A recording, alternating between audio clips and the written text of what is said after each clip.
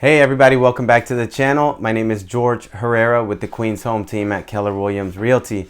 In today's video, I'm giving you 5 tips for multifamily investing. So if you're looking to buy a multifamily property, 2-family, 3-family, 4-family, etc., then here are some tips for you, especially if this is going to be your first one.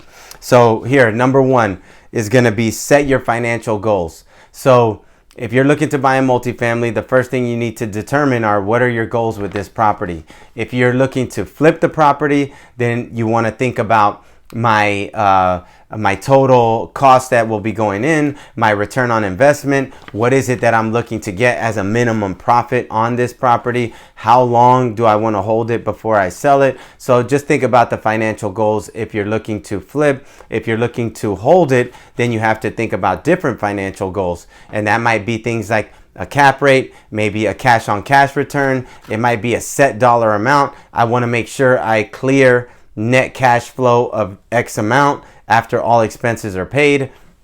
I want to make sure that it just pays for itself, etc. Right? So just make sure you're clear on what your goal is financially for that multifamily property when you buy it. Once you have that rule, that financial goal, it definitely helps because as you're looking at properties, you have a standard. And if it doesn't meet that, then you know that it just doesn't it won't be considered. So definitely make sure you know your financial goal, whether you're looking to make a quick resale, so whether you're looking to fix and flip it or whether you're looking to buy and hold.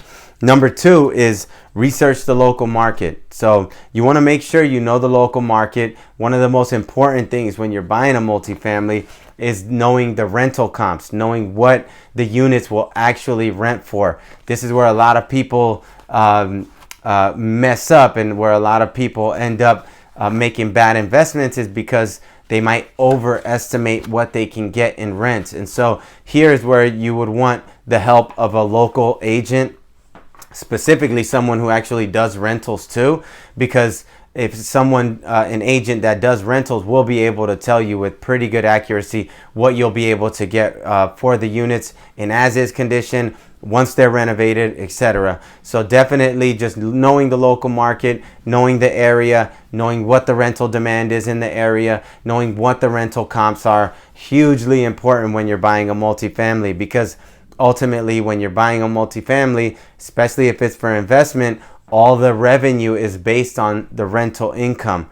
If you buy with tenants, then the rental income's already established. But if you're planning to rent any of the units at market rate, then you want to get a good idea of what those rates will be.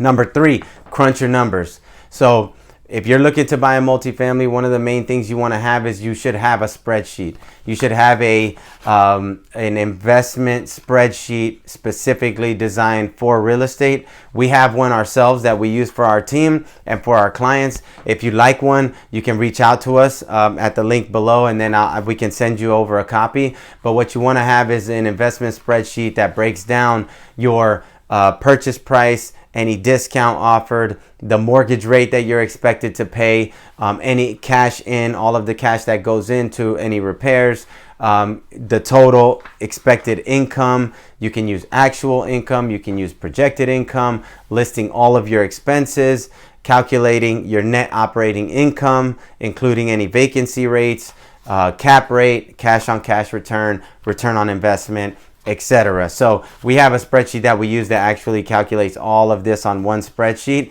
but you want to make sure you have something like that so that when you're looking at a property, you're not just doing quick numbers, on a napkin. You want to actually punch in all of the expenses that you expect to have, all the revenue, vacancy rates, all of these details, punch them in so that you get as accurate as possible with your positive cash flow, with your cap rates and all those relevant numbers, right? So crunch your numbers and make sure you're using all the relevant numbers you need in order to determine if the property is actually a good investment.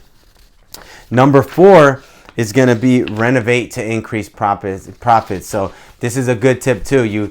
You buy a property, obviously if it's fully renovated, there's nothing to do. But many times, especially here in Queens, a property will need some work. And so that leaves upside potential. So that means that when you buy the property, you might just do some small work over time. If you can renovate everything right away, that's great, because then you renovate and you rent the units out for top dollar. But if you can't, then you do little by little, renovating the property, adding upgrading features that are desirable so that your rents can also increase over time. And also tied right in hand with that is that the value of the property will also increase. Keep your upgrades neutral, keep them modern, keep them trending, and that way you'll continue to have good rents, you'll continue to have value appreciating in your building. So renovate to increase your rents, your revenue. If you're looking to fix and flip, obviously renovating will increase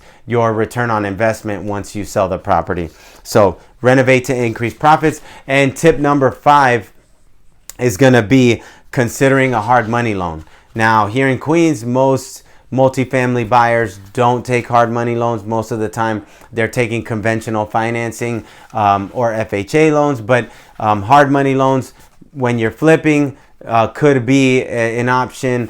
When you're holding, hard money is not really the most attractive option, because the rates on hard money are much higher. So usually when we see people use hard money loans, it's usually when they're buying to fix and flip and then resell. But that would be tip number 5, is look into that. We also have hard money lenders or private money lenders that we're actually connected with that are reputable. So if you need any recommendations to any private money lenders, we can also connect you with them. So just to recap, we have tip number 1, which is set your financial goals. Tip number 2, research the local market. And I would add there, connect with a local agent. Tip number 3, crunch your numbers and use a investment spreadsheet that will break down all your numbers for you. Tip number 4, renovate to increase your profits, your rents, your revenue over time, your appreciation value over time, etc.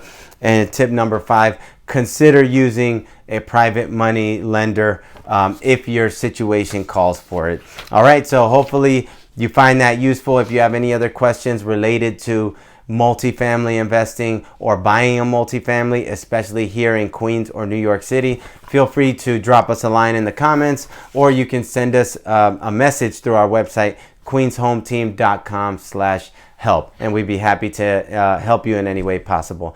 Thanks as always for tuning in, y'all. Stay tuned for the next episode. Take care and have a great day.